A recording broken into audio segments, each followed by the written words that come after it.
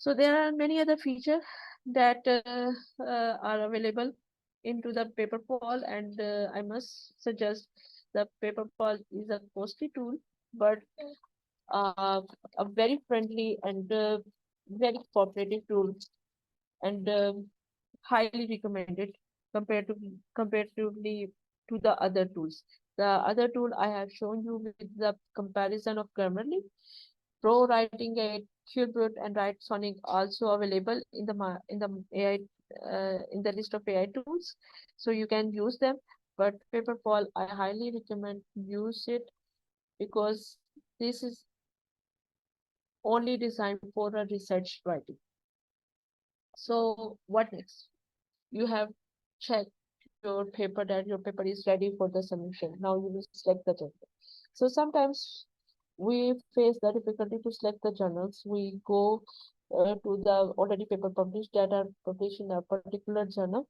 So we check them that they are in our scope or not. So for this purpose, we can use Jane. What happened in the Jane? In the Jane, you can copy paste your abstract and then click on the find the article or the find the journals. So these give you a list of the journals that are most relevant to your paper. So you don't have to go through a laborious process, step-by-step process that you go and check the journal, go step by step to the journal website and check either your paper fall in that category or not. So from the Jane, you can just copy paste your abstract, and the Jane will give you a list of whole comprehensive list of journal that are related to your paper. So be aware of predictory journals.